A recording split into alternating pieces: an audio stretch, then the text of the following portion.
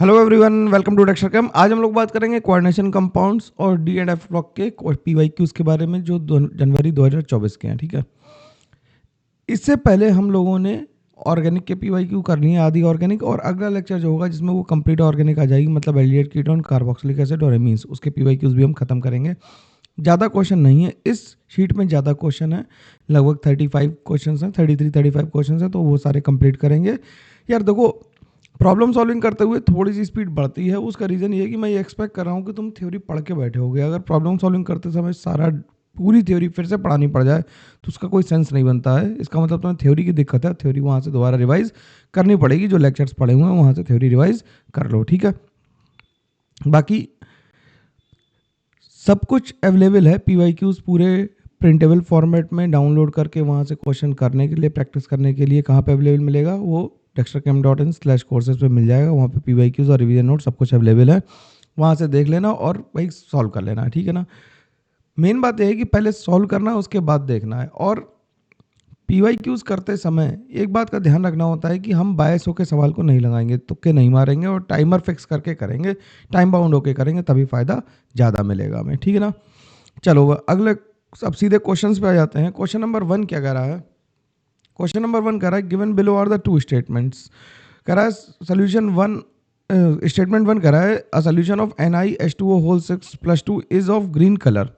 ठीक है, ये फैक्ट बेस है, इस बात को ध्यान रखना पड़ेगा। और ये है क्यों ऐसा? क्योंकि Ni2+ है। अगर Ni2+ को देखो जरा भाई, Ni2+ देखो तो एक कैसा कॉन्फ़िगरेशन है, 28 एटॉमिक नंबर है, तो 28 Ni2+ कैसा हो जाएगा? Ar3D8 हो जाएगा। वाटर जो है वो कैसा है? वीक फील्ड लिगेंड है। वाटर कैसा है? वीक फील्ड लिगेंड है, तो पेयरिंग वगैरह कराएगा नहीं। तो D8 कॉन्फ़िगरेशन में कैसा लगेगा ये देखने में भाई, देखना D8 कॉन्फ़िगरेशन में सब दो अनपेयर्ड इलेक्ट्रॉन बचेंगे। ये दो जो अनपेयर्ड इलेक्ट्रॉन बच रहे हैं ये डी ट्रांजिशन करेंगे और इनकी वजह से क्या आ जाएगा? कलर आ जाएगा। तो पहला स्टेटमेंट जो है हमारा वो कैसा लिखा है? वो सही लिखा है। अब अगला स्टेटमेंट कह रहा है ग्रीन कलर होगा या ब्लू कलर होगा, ये बात नहीं है, लेकिन ग्रीन कलर मतलब ये बात फैक्ट की तरह याद रखेंगे कि Ni2+ ग्रीन कलर का होता है एक्वस मीडियम में, और कलर्ड होगा। ये हमें कैसे पता लगा? ये हमें पता लगा कि अनपेयर्ड इलेक्ट्रॉन है तो डी ट्रांजिशंस होंगे, और डी ट्रांजिशंस की वजह से क्या होगा? कलर्ड होगा। बात समझ में आ रही होगी इतनी। अब क्या कह रहे हैं कि कह रहा है कि अ solution of NiCN4 2- of is colourless. अगर ये कह रहा है ये कलरलेस है तो इसमें Ni2+ देखो, Ni2+ इसमें देखेंगे तो Ni2+ इसमें जो होगा वो कैसा होगा? वो +2 स्टेट में जब है तो इसमें D8 कॉन्फ़िगरेशन इसमें भी होगा, लेकिन Cn- कैसा है? Cn- स्ट्रॉन्ग फील्ड लिगेंड है, और स्ट्रॉन्ग फील्ड लिगेंड होने की वजह से ये पेयरिंग कराएगा।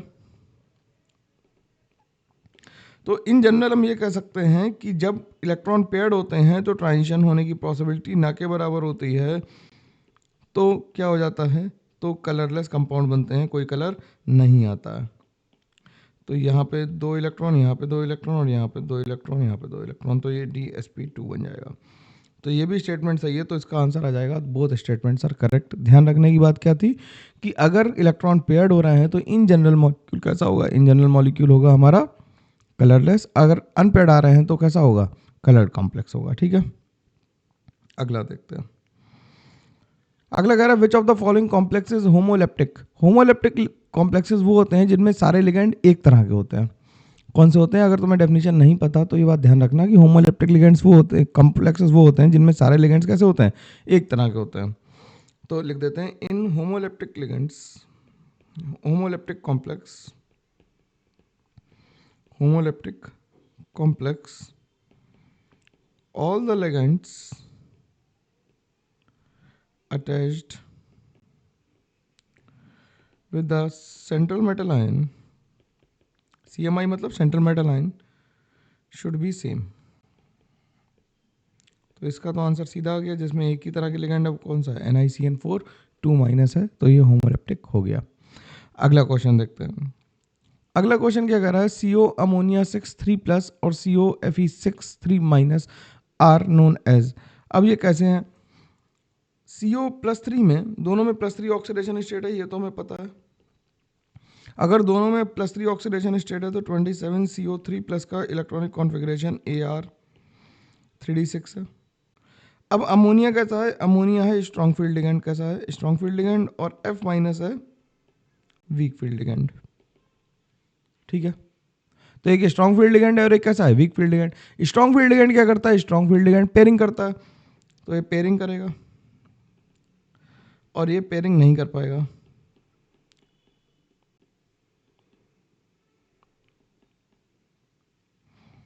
ये पेयरिंग नहीं कर पाएगा, ठीक है।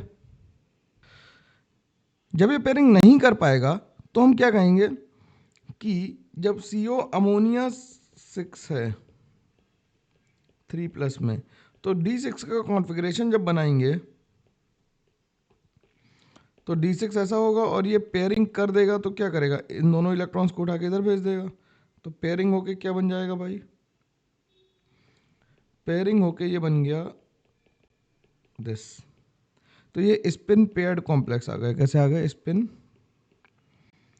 पेयर्ड कॉम्प्लेक्स है, क्योंकि स्पिन कैसी हो गई, पेयर हो गई, और इसमें पेयरिंग नहीं होगी, तो यानी कि ये कैसा किस फॉर्म में रहेगा, F माइनस वाला किस केस में रहेगा, इसके 6 के 6 इलेक्ट्रॉन में से एक पेयर्ड होगा और बाकी कैसे होंगे, अनपेयर्ड होंगे, तो इसे हम कहेंगे स्पिन फ्री कॉम्प्लेक्स, क्योंकि इसमें पेयरिंग नहीं हो रही है। तो आंसर क्या आ जाएगा, 2 आ जाएगा हमारा। बात समझ में आनी चाहिए पूरी तरह से यार, कोई दिक्कत की बात नहीं है, अच्छे से करोगे तो यार हो जाएगा, है ना। अगला क्वेश्चन क्या कह रहा है, अगला क्वेश्चन स्टेटमेंट वाला है, क्या कह रहा है, in dimethyl glyoxime forms 6 member covalent chelate when treated with NiCl2 in presence of NH4OH। अब DMG निकल के साथ क्या करता है, निकल के साथ कॉम्प्लेक्सेशन करता है, तो 6 मेंबर की रिंग बनाता है या नहीं बनाता है, ये तो हम चेक कर लेंगे। तो देखो मैंने बना दिया, एक तरफ से बना दिया, दोनों तरफ से बना दूंगा कॉम्प्लेक्स, और मैंने चिल्ला चिल्ला के बताया हमेशा कि ये कॉम्प्लेक्स जो है वो स्क्वायर प्लेनर और बहुत इंपॉर्टेंट कॉम्प्लेक्स है। तो रिंग कितने मेंबर की बन रही है, देख लो भाई लोग, रिंग कितने मेंबर की बन रही है, रिंग बन रही है 5 मेंबर की, काउंटिंग कर लो 1 2 3 4 5 मेंबर की रिंग बन रही है। तो 6 मेंबर की रिंग नहीं बन रही, तो पहला स्टेटमेंट गलत हो गया, ठीक है ना। कॉम्प्लेक्स में बनाना आना चाहिए तभी काम चलेगा, अदरवाइज दिक्कत आएगी, ठीक। क्या कर रहा है, Prussian blue precipitate contains Fe2+ and Fe3+ in oxidation state। अब प्रूशियन ब्लू होता क्या है, Fe4 FeCN6 होल थ्राइस, तो इसमें Fe3+ में और ये वाला Fe किस में, +2 में, तो ये स्टेटमेंट सही है। तो पहला स्टेटमेंट गलत है और दूसरा सही है, तो पहला स्टेटमेंट गलत, फर्स्ट स्टेटमेंट इज फॉल्स हो गया और सेकंड इज ट्रू हो गया। इसमें कोई दिक्कत की बात नहीं, आसानी से बात समझ में आ जानी चाहिए। अब क्या कर रहा है, अगला कर रहा है yellow coloured compound of lead chromate. अब yellow coloured compound of lead chromate कर दिया तो PbCrO4 ही कर दिया, सिंपल बात है, ठीक। PbCrO4 को कह रहे हैं कि NaOH में हमने डिसॉल्व किया, हॉट के साथ हीट किया, तो हमने क्या बना लिया, इससे इससे बना लिया PbOH होल 4 2- प्लस Na2CrO4, ठीक। The product of lead is form is, तो ये कैसा है, डाई एनाइनिक है, इस पर एनाइन कितना है, एनाइनिक चार्ज कितना है, एनाइनिक चार्ज कितना है, एनाइनिक चार्ज है 2 और कोऑर्डिनेशन नंबर इसकी है 4। तो डाई एनाइनिक और कोऑर्डिनेशन नंबर 4 वाला ऑप्शन को मार्क कर देंगे तो आंसर हमारा 4 आ जाएगा, ठीक है। अगला क्या कर रहा है, identify the following species in which D2sp3 hybridisation is shown by the central atom. अब D2sp3 के लिए पहले हम क्या करें, पहले इसे देख लेते हैं। BrF5 में क्या होगा, 5 सिग्मा बॉन्ड होगा और एक लोन पेयर हो गया, तो स्टेरिक नंबर 6 आ गया, यानी हाइब्रिडाइजेशन sp3d2 हो गया। SF6 में 6 सिग्मा बॉन्ड होगा और 0 लोन पेयर है, तो स्टेरिक नंबर इसका भी 6 है, तो इसका हाइब्रिडाइजेशन जो आएगा वो क्या आ जाएगा, ये तो केमिकल बॉन्डिंग वाले हैं यार, इसका हाइब्रिडाइजेशन क्या आ जाएगा, sp3d2 आ जाएगा, ठीक। अब CO अमोनिया 6 3+ है, CO अमोनिया 6 3+ में, CO +3 में है और ये स्ट्रॉन्ग फील्ड लिगेंड है। तो CO+3 का इलेक्ट्रॉनिक कॉन्फ़िगरेशन हमने लिखा था क्या, Ar 3d6। अब 3d6 में जब हम क्या कराएंगे, पेयरिंग कराएंगे, तो ये सारे पेयरिंग हो जाएंगे इलेक्ट्रॉन्स की, तो जो कॉम्प्लेक्स बनेगा वो क्या बन जाएगा, जो कॉम्प्लेक्स बनेगा वो क्या बनेगा, इलेक्ट्रॉन कहाँ कहाँ डालेंगे, जो अमोनिया इलेक्ट्रॉन देगा वो D2sp3 फॉर्मेट में देगा। तो आंसर तो इसका 1 हो जाएगा। अब जो थर्ड है इसका आंसर DsP2 आता है। प्लेटिनम क्लोरीन के साथ भी इनर ऑर्बिटल कॉम्प्लेक्स बनाता है क्योंकि डेल्टा ओ ज़्यादा होती है कौन से पीरियड की, फोर्थ और फिफ्थ पीरियड वाले, और फिफ्थ और सिक्स पीरियड यानी 4D सीरीज और 5D सीरीज के लिए डेल्टा ओ ज़्यादा होती है, इसलिए Cl के साथ भी कैसा कॉम्प्लेक्स बनता है, Cl के साथ भी अपना क्या बनता है, इनर ऑर्बिटल कॉम्प्लेक्स बन जाता है। ठीक है, अगले क्वेश्चन पे चलते हैं। अगला क्वेश्चन कह रहा है identify the incorrect pair of the following. ये तो रिमेंबर रखने वाली बात है, याद रखने वाली बात है कि फोटोग्राफी में जो पहले जब फोटोग्राफिक फिल्म आती थी, जिनमें अगर कोडेक वाले कैमरे देखे जिनमें रील निकलती थी, उन्हें AGBR उसमें यूज़ होता था, उसे हाइपो सोल्यूशन के साथ वॉश करते थे। पॉलीथिन के साथ TiCl4 AlCl3 होल थ्राइस, ठीक है, ये भी ठीक है। हेवर्स प्रोसेस में आयरन यूज़ होता है।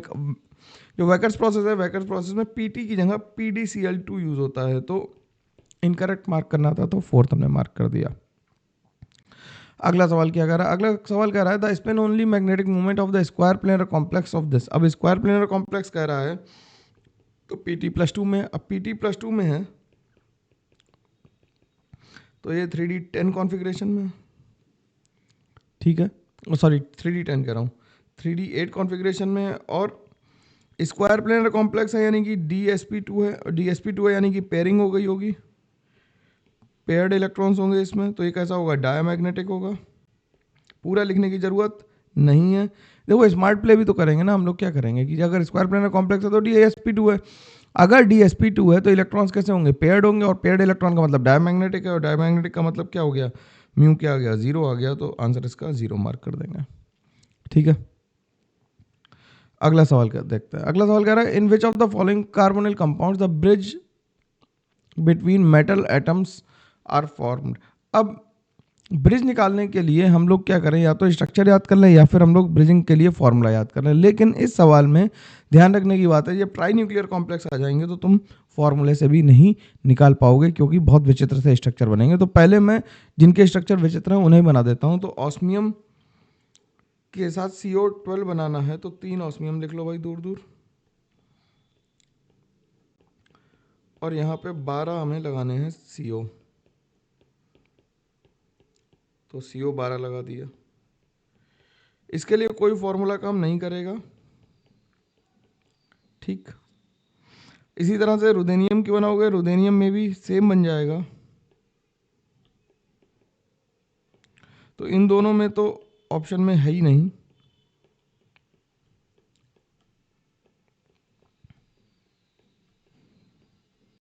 और ये बहुत इंपॉर्टेंट चैप्टर है कोऑर्डिनेशन, अगर ढंग से कर लिया तो भाई देख रहे हो कितने सारे सवाल आए हैं तो हो जाएगा। अब Mn2CO10 और CO8 में हम इसे कैसे निकालेंगे, तो हम पहले इसमें क्या निकालते हैं, इसमें हम निकालते हैं पहले total number of valence electrons. कितने आ गए total number of valence electrons, कितने आ गए total number of valence electrons, कितने आ गए total number of valence. CO के कितने होते हैं, CO में होते हैं 9, तो 9 दूनी 18 प्लस CO के हो गए 8 दूनी 16, तो ये हो गए 34। ठीक है, CO का हो गया 9, 9 कौन कौन से, 4s2 और 3d7 वाले, ठीक है, 4s2 और 3d7 वाले। अब एक नंबर हम निकालते हैं, इसे हम लोग A कहते थे, अगर नोट्स तुम्हें याद हो ये क्या होगा, total number of valence electron हो गए। फिर एक नंबर हम B निकालते थे, B की वैल्यू क्या होती थी 18 इंटू n माइनस A, तो 18 minus n, 18 where n is number of metals, तो 18 इंटू 2 माइनस 34 यानी कि ये आ गया 36 माइनस 34 यानी कि 2। तो number of metal metal bond कैसे निकालते थे, मेटल मेटल बॉन्ड कितने आ जाएंगे, will be equal to B/2 यानी कि B/2 यानी कि 1 आ गए। In case of A option यानी कि CO2 CO8 की बात हो रही है अभी, तो इसमें 1 आ गया, तो कैसे बनाएंगे इसे, CO स्ट्रक्चर तो यार मोर और लेस याद ही रखना पड़ेगा, कोई और तरीका नहीं है। इसमें जो CO है वो ब्रेजिंग है, ठीक है, तो आंसर तो हमारा 1 हो जाएगा। लेकिन मैंने तुम्हें ये तरीका बता दिया, ये इंपॉर्टेंट कंसेप्ट है, इसे भी ध्यान रखेंगे तो हो जाएगा काम अपना, है ना, ये बात ध्यान रखेंगे। अब Mn के लिए निकाल के देख लो यार, अगर Mn2CO10 के लिए निकालना है तो ए की वैल्यू किसके बराबर आ जाएगी? ए की वैल्यू आ जाएगी Mn के हो गए 7, Mn के हो गए 7, 25 होते तो 18 प्लस 7 कितने हो गए 25, तो 14, मतलब 7 इंटू 2 लिख दें अगर मैं प्रिसाइजली लिखूँ, प्लस 2 इंटू 10, यानी ये हो गए कितने 34। ठीक, इसके लिए बी की वैल्यू इसके लिए भी निकालोगे तो बी की वैल्यू इसके लिए कितनी आ जाएगी? बी की वैल्यू इसके लिए आ जाएगी कितनी? 18 इंटू एन माइनस 34, यानी कि 18 इंटू 2 माइनस 34, यानी कि इसमें कितनी आ गई वैल्यू 2। तो number of metal metal bond कितने हो गए? मेटल मेटल बॉन्ड जो होगा वो B/2 होगा, यानी कि 1 आ गया इसमें भी। ठीक, अब इसका स्ट्रक्चर कैसा बनेगा? तो Mn की कोऑर्डिनेशन नंबर 6 आसानी से होती है, और हमारे पास 5 CO है भी पर Mn के लिए, तो इसमें कोई भी मेटल ब्रिज बॉन्ड नहीं होगा। थोड़ा सा एब्सर्ड था क्वेश्चन, लेकिन पहले ऑप्शन से ही तुम्हारा काम चल जाएगा, इसलिए इसे ज़्यादा भर्सना करने की ज़रूरत नहीं है। अब क्या अगला कह रहा है? अगला कह रहा है कि K2MnO4 का नाम बता दो भैया यूपीएससी। K2MnO4 का नाम बताओगे तो पोटेशियम Mn कौन सी स्टेट में? Mn +6 स्टेट में, तो +7 वाले गए, केवल +6 वाले बच्चे। अब इसका नाम क्या लिखेंगे? पोटेशियम टेट्रा ऑक्साइडो, O2 माइनस है तो टेट्रा ऑक्साइडो, और क्योंकि एनाइनिक है तो कैसे लिखेंगे? मैग्नेट,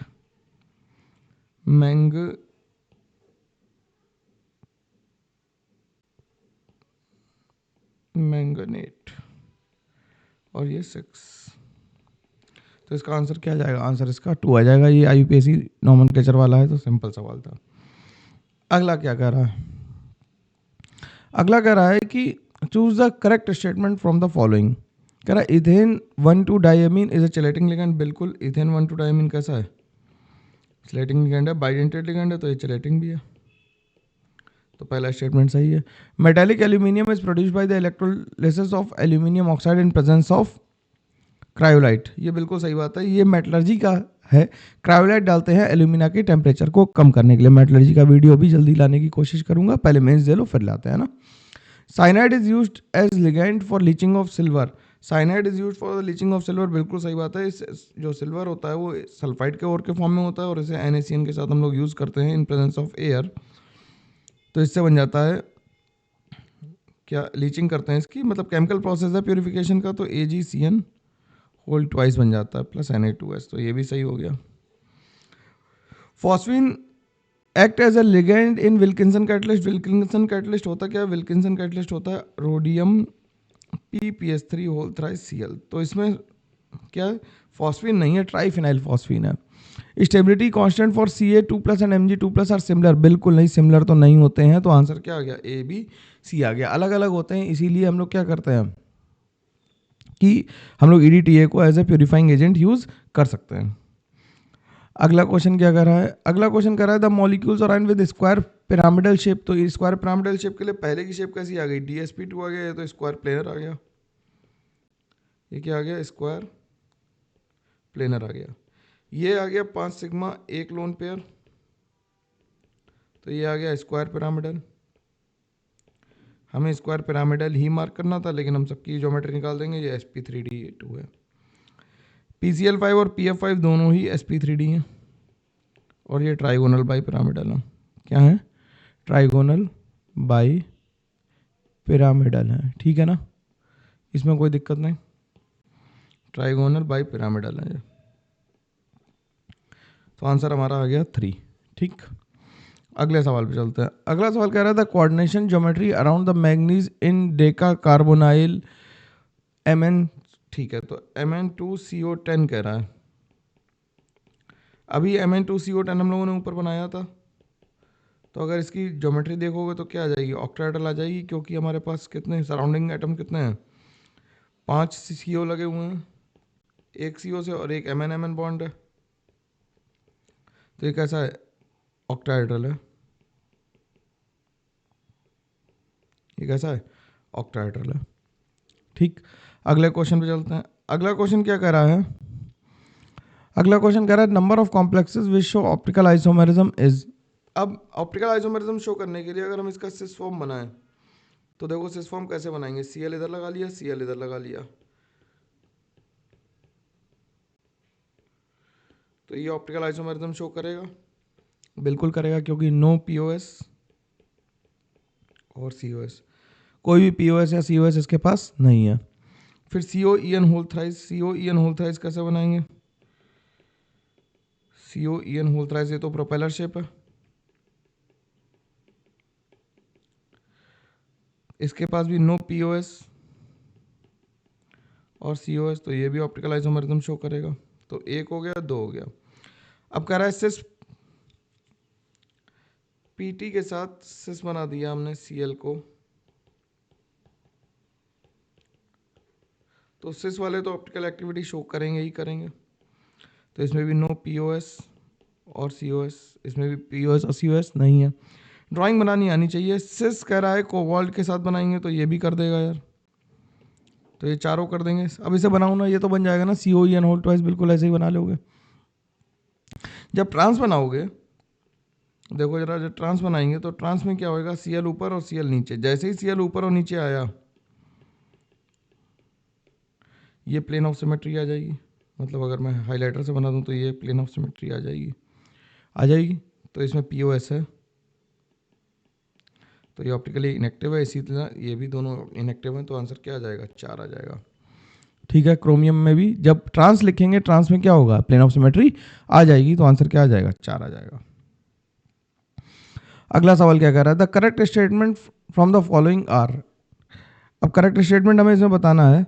तो कह रहा है the strength of anionic ligand can be explained on the crystal field theory. बिल्कुल नहीं, स्ट्रेंथ हम क्रिस्टल फील्ड थ्योरी के आधार पे एक्सप्लेन नहीं कर सकते। Valence bond theory does not give a quantitative interpretation of kinetic stability of complex. ये बिल्कुल ठीक बात है कि वैलेंस बॉन्ड थ्योरी से हमें कोई स्टेबिलिटी के बारे में कुछ भी पता नहीं चल रहा था। The hybridization involving in the formation of NiCN4 2 minus complex is DsP2। ये बिल्कुल सही बात है, अभी हम लोग 3 बार इसकी बात कर चुके हैं, तो इसे छोड़ देते हैं। The number of possible isomers of cis PtCl2 En2 plus, तो 1 तो नहीं होंगे, कितने होंगे, 2 होंगे। क्यों? क्योंकि ये ऑप्टिकल एक्टिव है, ऑप्टिकली एक्टिव है। तो ये भी गलत हो गया। तो आंसर क्या आ गया, बी और सी सही आ गया इसका। ठीक है, अगला सवाल क्या कर रहा है, अगला सवाल कह रहा है कि क्रोमियम H2O होल 6 3+, इसका कॉन्फ़िगरेशन लिखना है। तो क्योंकि सबकी कोऑर्डिनेशन नंबर 6 ही है, तो अगर हम इसके ग्राफ मतलब वो बना लें, क्रिस्टल फील्ड स्प्लिटिंग पैटर्न, तो ये T2G ऐसा होगा और EG ऊपर होगा। ठीक, अब जरा देखना कि क्रोमियम +3 ऑक्सीडेशन स्टेट में, क्रोमियम +3 और वाटर का ऐसा वीक फील्ड लिगेंड, तो सारे इलेक्ट्रॉन कहाँ रहेंगे, T2G में ही रहेंगे। तो इसका क्या लिख देंगे, T2G3 EG0 हो जाएगा ये। तो T2G3 EG0, यानी कि इसका आंसर क्या आ गया, इसका आंसर आ गया 2। ठीक, इसका आंसर क्या आ गया, 2 आ गया। इतनी बात आराम से समझ में आनी चाहिए। फिर कह रहा है H2O वाटर के साथ सारे वीक फील्ड लिगेंड है, तो H2O Fe होल 3 के साथ, मतलब इसकी ऑक्सीडेशन नंबर +3 आ गई। तो Fe+3 में D5 कॉन्फ़िगरेशन आया। D5 कॉन्फ़िगरेशन का मतलब हो जाएगा T2G3 और EG2। तो T2G3 और EG2 हो गया।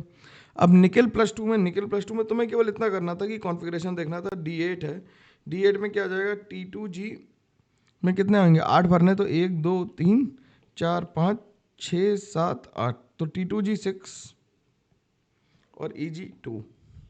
ठीक, और वेनेडियम +3 में वेनेडियम का कॉन्फ़िगरेशन आ जाएगा D2, तो ये आ जाएगा T2G2 और EG0।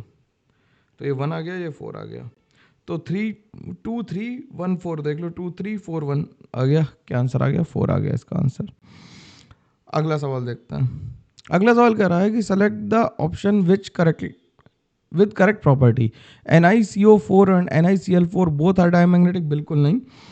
NiCO4 क्या होता है, NiCO4 जो होता है ये डायमैग्नेटिक होता है। sp3 हाइब्रिडाइजेशन के साथ ये डायमैग्नेटिक होता है। और NiCl4 जो होता है वो sp3 हाइब्रिडाइजेशन के साथ पैरामैग्नेटिक होता है। रीज़न क्या है, कि रीज़न इसका ये है कि CO स्ट्रॉन्ग फील्ड लिगेंड है और इसका ऑक्सीडेशन नंबर 0 है। तो ये क्या करता है, 3D8 और 4s2 को 4s वाले इलेक्ट्रॉन्स को पेयर करा देता है CO, जिससे कि हाइब्रिडाइजेशन किया जाता है sp3। अगर कहीं कन्फ्यूज़न लग रहा है इसमें, तुम्हें ये बात समझने में तकलीफ हो रही है, तो प्लीज़ जाके एक बारी वीडियो देख लो, इसके डिटेल डिस्कशन थ्योरी का देख लो, तभी थ्योरी इंप्रूव करेगी, ऐसे करने से नहीं होगी। अगला क्या कह रहा है, which of the following compound show d colour due to d transition. D transition show करने की पहली कंडीशन है कि डी इलेक्ट्रॉन्स होने चाहिए। तो अगर देखोगे तो केवल डी इलेक्ट्रॉन्स कॉपर में ही हैं, कॉपर +1 में है, +2 में है। तो +2 में इसके बाद D9 कॉन्फ़िगरेशन है, इसका D0 है, इसका भी D0 है और इसका भी D0 है। तो डी ट्रांजिशन किस में पॉसिबल है? डी ट्रांजिशन केवल कॉपर सल्फेट डॉट 5H2 में पॉसिबल है, बाकी किसी में पॉसिबल नहीं है। ठीक है, अगला सवाल देखते हैं। अगला सवाल कह रहा है कि the transition metals having highest third ionization energy is. तो अब सबका कॉन्फ़िगरेशन लिख लो। वेनेडियम का configuration Ar 3d3 4s2, chromium का Ar 3d5 4s1, Fe का Ar 3d6 4s2 और इसका Ar 3d5 4s2।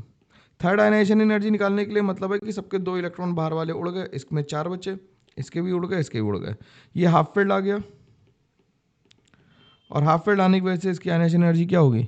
ज़्यादा होगी, है कि नहीं? अगला सवाल देखते हैं। अगला सवाल क्या कह रहा है? अगला सवाल कह रहा है कि given below the 2 statements, one is labelled as assertion and other is labelled as reason. कह रहा है in aqua solution chromium +2 is reducing while Mn+3 is oxidizing in nature।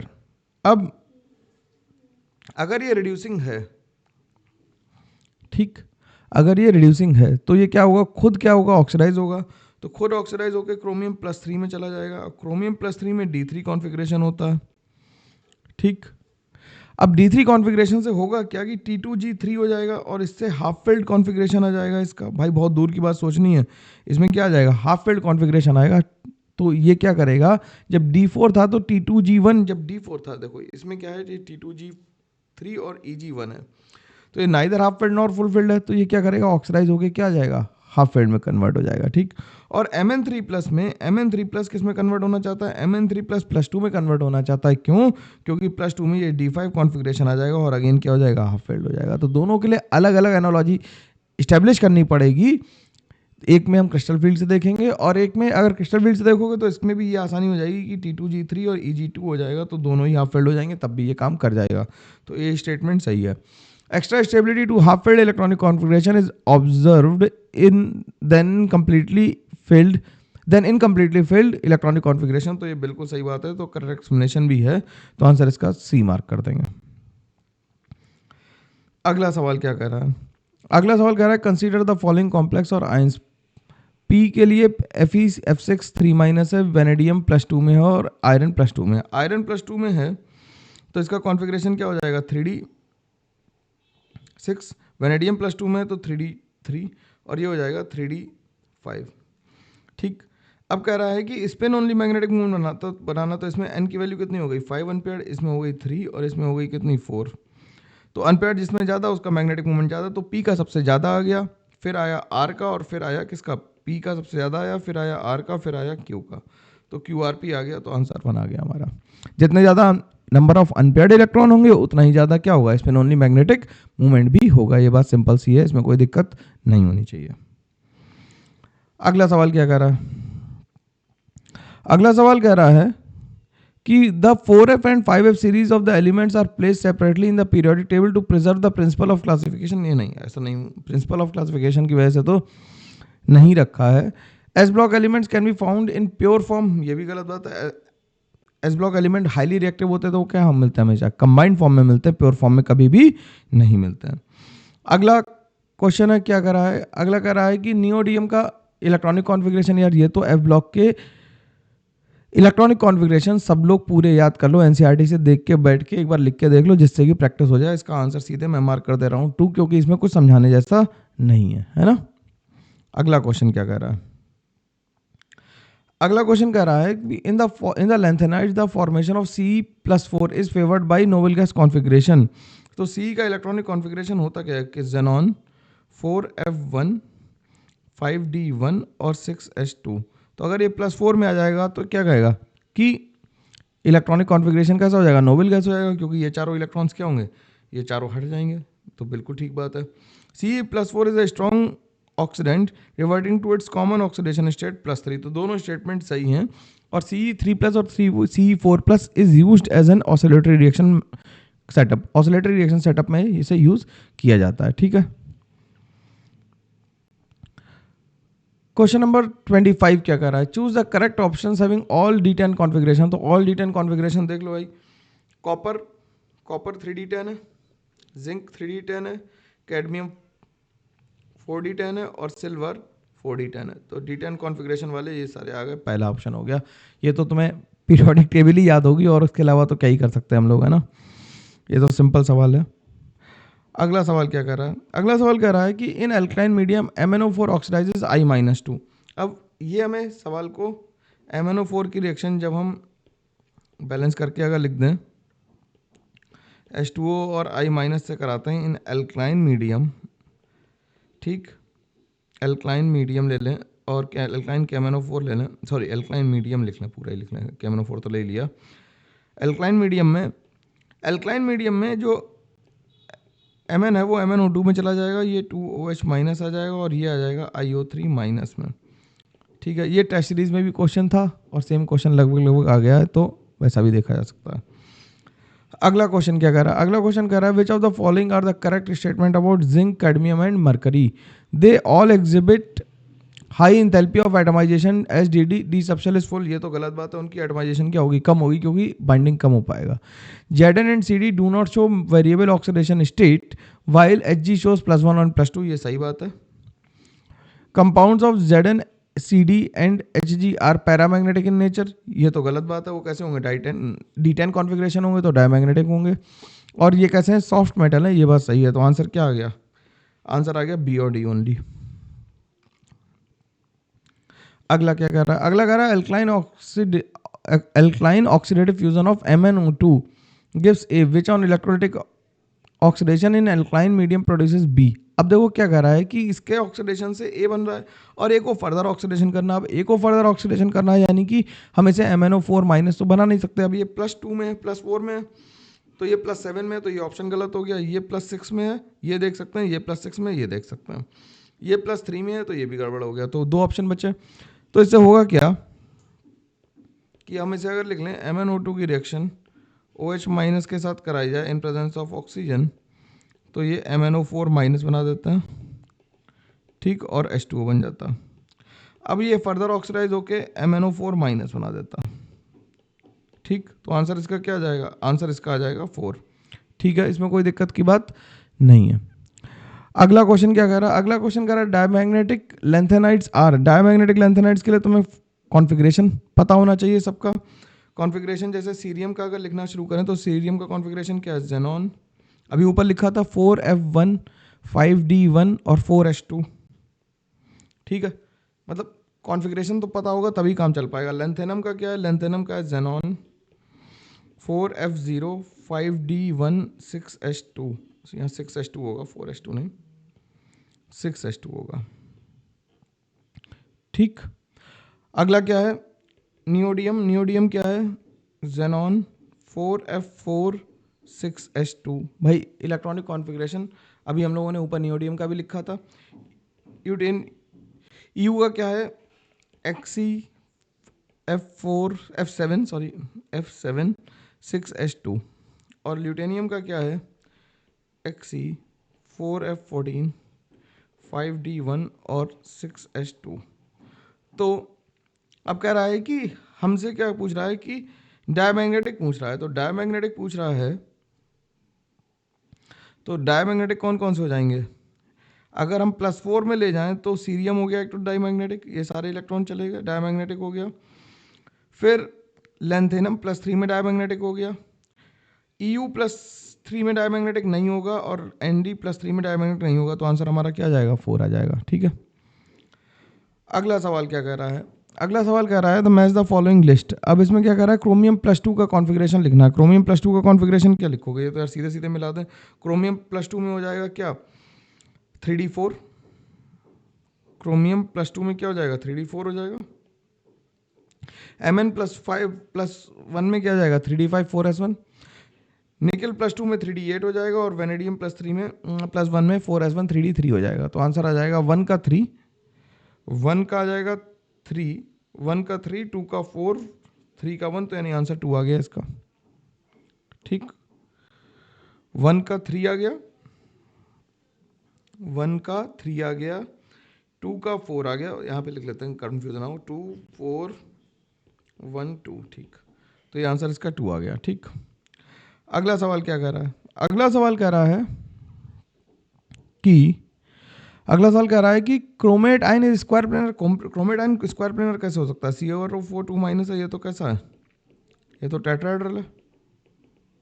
DsP2 hybridisation है इस पर, DsP D3s hybridisation, sorry D3s hybridisation है, tetrahedral है।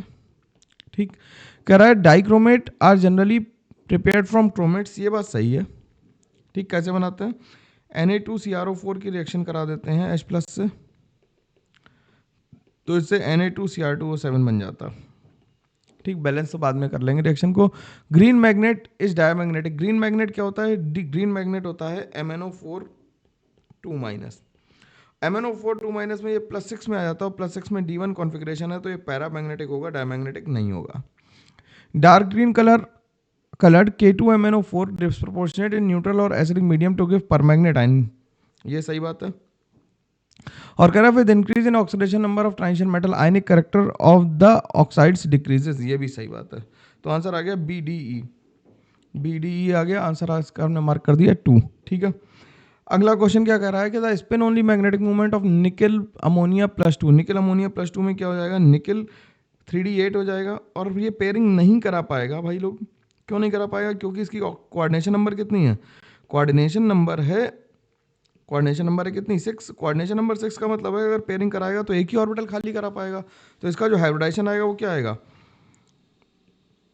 sp3d2 आ जाएगा, और ये पेयरिंग नहीं करा पाएगा, तो इसमें जो अनपेयर्ड इलेक्ट्रॉन आ जाएंगे वो 2 आ जाएंगे, तो 2 × 2 + 2 यानी कि √8 आ जाएगा। √8 का लिखोगे तो 2.82 × बोर मैग्नेटॉन आ जाएगा, यानी कि अगर 10⁻⁻1 में लिखना है तो 28 लिख देंगे। पेयरिंग इसलिए नहीं हुई क्योंकि एक d ऑर्बिटल इनर और एक आउटर लेने का कोई सेंस नहीं बनता है। अगले क्वेश्चन पे आ जाते हैं। अगला क्वेश्चन क्या कह रहा है? अगला क्वेश्चन कह रहा है हमें कि Mn2O7 is an oil at room temperature. ये बिल्कुल NCERT की लाइन लिखी हुई है। ये ग्रीन कलर का ऑयल होता है, ग्रीन कलर्ड ऑयल होता है। ठीक, V2O4 reacts with acid to form VO2 2+। नहीं, तो V2O4 जब एसिड से रिएक्ट करता है तो ये VO2+ बनाता है। ठीक, इसका सॉल्ट बनाएगा। CrO is a basic oxide. ये सही बात है, ये बेसिक होता है। ठीक है, तो A सही हो गया, C सही हो गया। V2O5 does not react with acid, तो ये एम्फोटेरिक होता है, तो ये तो दोनों से रिएक्ट कर लेगा, तो आंसर क्या आ जाएगा? A और C ओनली सही हो जाएगा। तो ये क्वेश्चन कंप्लीट होगा, और इसके बाद तो है भी नहीं। तो 33 क्वेश्चन थे, ये हम लोगों ने कंप्लीट कर लिया ऑलमोस्ट 40 मिनट्स में। फिर आगे हम लोग मिलेंगे, अगली बार हम लोग करेंगे aldehyde ketone, carboxylic acid derivative और एमाइंस के क्वेश्चन। उसमें भी लगभग 18-20 क्वेश्चन है, वो भी हम लोग फटाफट करके इस सीरीज को जल्दी जल्दी कंप्लीट करेंगे। ठीक है, तुम लोग बस यार इतना ही करना है कि लाइक शेयर सब्सक्राइब करते रहना और लोगों को भेजते रहना है। ठीक है, चलो मिलते हैं, तब तक के लिए टेक केयर, बाय बाय, ध्यान रखना, पढ़ाई करते रहना। चलो।